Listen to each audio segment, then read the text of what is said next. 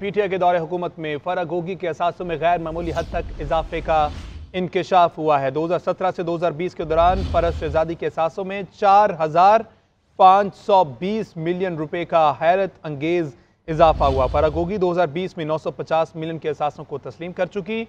उनके गैर ज़ाहरी मलकियती असासों की मालियत 3,825 मिलियन है। इस बारे में बात करने के लिए हमारे साथ मौजूद हैं तज्ज़ियाकार सैयद मोहम्मद अली साहब।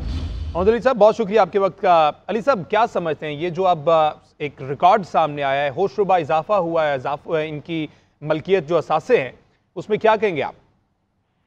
देखिए जी, ये जो बहुत ही होशरुबा और हैरानकुन और तशवीशनाक तफसीलात सामने आई हैं, मुख्तसरन में बता देता हूँ। देखें, इसके 7 पहलू हैं।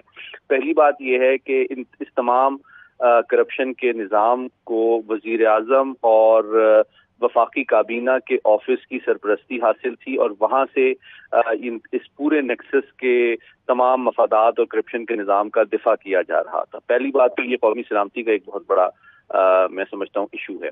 दूसरी बात यह है कि ये जो नेक्सस है करप्शन का, इसमें आपको पीटीआई की लीडरशिप, उनके खानदान के और घराने के लोग, करीबी दोस्त और रियल स्टेट का एक बहुत करीबी गठजोड़ नजर आता है।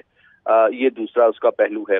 तीसरा पहलू जो है वो कॉन्फ्लिक्ट ऑफ इंटरेस्ट का है कि वफाकी जो ओहदे हैं, आला तरीन जो कौमी ओहदे हैं वज़ीर आज़म और काबीना के, उनको इस्तेमाल किया जा रहा है ज़ाती करप्शन के लिए। और चौथा पहलू जालसाजी का है कि जिसमें फरागोगी और उनके शौहर बरतानिया में जाली तौर पे एक डॉक्टर के तौर पे एक कंपनी में भी डायरेक्टर्स के तौर पे रजिस्टर्ड थे। और पांचवा पहलू ये है कि इसमें रियल स्टेट की बहुत ज्यादा जो अराजी है उसमें इनके ऊपर इनके कब्जे में इजाफा हुआ है पीटीआई के दौरे हुकूमत के दौरान। और जो आखिरी पहलू है वो ये है कि जो माली मामलात हैं जिसका उनके एससीसीपी के जरिए से या जो उनकी टैक्स रिटर्न्स हैं या जो डिक्लेयर्ड इनकम है, जो उनका उसके बाद ये जो चीजें सामने आई हैं वो इंतहाई हैरानकुन हैं कि तकरीबन फरागोगी, एहसन जमील गुजर और उनके दोस्तों के 102 बैंक अकाउंट्स हैं जिसमें 14.5 अरब के करीब अमाउंट वहाँ मौजूद है, जिसका कोई सबूत मौजूद नहीं है। तो बुनियादी तौर पे मैं समझता हूँ ये कौमी सलामती का भी बहुत बड़ा चैलेंज है। और साथ ही साथ मैं उम्मीद करता हूँ कि जो हमारी आला अदलिया है वो इस मामले को फौरी तौर पे प्रायोरिटी के ऊपर देखेगी, उठाएगी और जो लोग इसमें मुलव्विस हैं उनको करार वाकई तो अली साहब, आप क्या समझते हैं? वैसे तो एक लंबी फहरिस्त है कंपनीज की जो ये ऑन करती हैं, लेकिन जो बराह रास्त इसका ताल्लुक जोड़ा जा रहा है वो क्या तमाम चीज़ों का चेयरमैन पीटीआई से जोड़ा जाएगा या फिर जो स्पेसिफिकली 190 मिलियन पाउंड वाला स्कैंडल था सिर्फ उसी में ही तहकीकात लिंक की जाएंगी चेयरमैन पीटीआई से? देखें, इसमें जो है मामला सिर्फ एक केस का नहीं है। जिस तरह आपने खुद भी बताया कि जो तफसीलात सामने आई हैं ये पूरा एक करप्शन का एक आलमी निज़ाम है जो कि पीटीआई की हुकूमत के सरबराह की ज़ेर क़यादत और ज़ेर निगरानी चल रहा था। इसमें सिर्फ उनकी पर्सनल बात नहीं है, बात यह है कि वो उस ओहदे को वज़ीर आज़म और काबीना के ओहदे को इस्तेमाल कर रहे हैं और जिसमें फ्रंट पर्सन का या फ्रंट मैन का काम जो है फरागोगी और उनके शौहर कर रहे हैं और वो तमाम डील्स, अपॉइंटमेंट्स और करप्शन कर रहे हैं जिसके जरिए से इल्लीगल मनी और अराजी के ऊपर उनका कब्जा और उनके असासों में जो गैर मामूली, गैर कानूनी तौर पे इजाफा है वो नजर आ रहा है। और ये पूरा एक जामिया निज़ाम है जो कि पूरा इन तफसीलात के नतीजे में सामने आया है। और तो मैं ये तवक्को करता हूँ कि फरागोगी को इन तमाम चीज़ों, इन हक़ाइक़ और तफसीलात के सामने आने के बाद जो मिनिस्ट्री ऑफ इंटीरियर है उनको रेलेवेंट जो जगह हैं उनमें केसेस फाइल करके इनको एफआईए के जरिए से रेड वारंट जारी करके इंटरपोल के जरिए वापस बुलाना चाहिए और उनको इन केसेस का सामना करना चाहिए ताकि इनको कानून के कटहरे में खड़ा किया जा सके। अली साहब, कुछ पीटीआई के धड़े ये भी कह रहे हैं कि मकबूलियत का ग्राफ चूंकि पाकिस्तान तहरीक-ए-इंसाफ का बहुत ऊपर जा रहा है तो ये कुछ टैक्टिक्स इस्तेमाल किए गए, टाइमिंग्स कुछ ऐसी हैं, इलेक्शन की डेट अनाउंस हो गई उसके बाद इस तरह के स्कैंडल सामने लेके आना और उसे चेयरमैन तहरीक-ए-इंसाफ से जोड़ना, तो ये कुछ तरीका वारदात है इलेक्शन को इससे हटाने के लिए। आप समझते हैं ऐसा हो सकता है?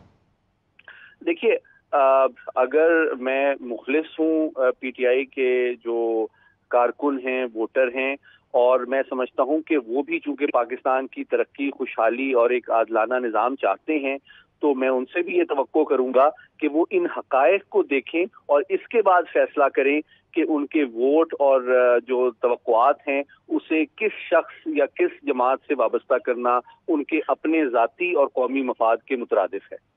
اچھا علی صاحب، آپ کیا سمجھتے ہیں؟ آپ کی نظر میں جب یہ تحقیقات کا دائرہ کار وسیع ہوگا تو اس میں تو بہت سی چیزیں آ رہی ہیں، بینکنگ سیکٹر بھی آ رہا ہے، ہاؤسنگ سوسائٹیز بھی آ رہی ہیں، فوڈز جو پرائیویٹ لمیٹڈ یہ کمپنیز بھی آ رہی ہیں، تو جب یہ دائرہ کار وسیع ہوگا تو آپ سمجھتے ہیں بہت سے لوگ اس میں آئیں گے، اس کے زد میں آئیں گے اور ان سے تحقیقات ہوں گی، تو یہ کچھ جلد از جلد اس کا کوئی نتیجہ نکلتا آپ کو دکھائی دے رہا ہے؟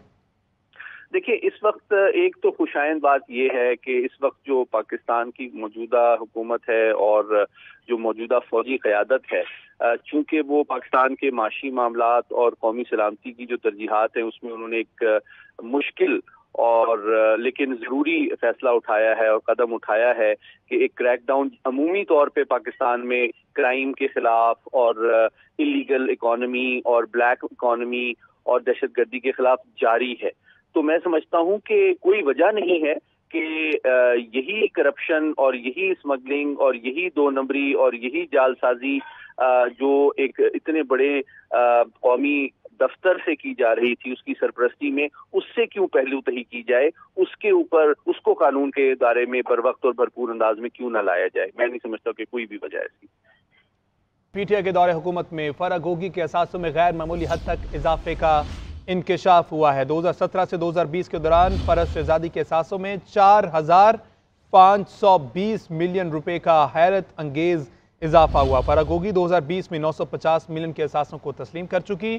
ان کے غیر ظاہری ملکیتی اثاثوں کی مالیت 3,825 ملین ہے۔ اس بارے میں بات کرنے کے لیے ہمارے ساتھ موجود ہیں تجزیہ کار سید محمد علی صاحب۔ محمد علی صاحب، بہت شکریہ آپ کے وقت کا۔ علی صاحب، کیا سمجھتے ہیں یہ جو اب ایک ریکارڈ سامنے آیا ہے، ہوش ربا اضافہ ہوا ہے، ان کی ملکیت جو اثاثے ہیں، اس میں کیا کہیں گے آپ؟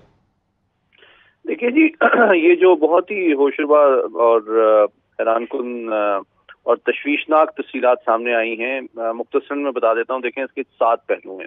پہلی بات یہ ہے کہ اس تمام کرپشن کے نظام کو وزیر اعظم اور وفاقی کابینہ کے آفس کی سرپرستی حاصل تھی اور وہاں سے اس پورے نیکسس کے تمام مفادات اور کرپشن کے نظام کا دفاع کیا جا رہا تھا۔ پہلی بات تو یہ قومی سلامتی کا ایک بہت بڑا میں سمجھتا ہوں ایشو ہے۔ دوسری بات یہ ہے کہ یہ جو نیکسس ہے کرپشن کا، اس میں آپ کو پی ٹی آئی کی لیڈرشپ، ان کے خاندان کے اور گھرانے کے لوگ، قریبی دوست اور ریئل اسٹیٹ کا ایک بہت قریبی گٹھ جوڑ نظر آتا ہے۔ یہ دوسرا اس کا پہلو ہے۔ تیسرا پہلو جو ہے وہ کانفلکٹ آف انٹرسٹ کا ہے کہ وفاقی جو عہدے ہیں، اعلیٰ ترین جو قومی عہدے ہیں وزیر اعظم اور کابینہ کے، ان کو استعمال کیا جا رہا ہے ذاتی کرپشن کے لیے۔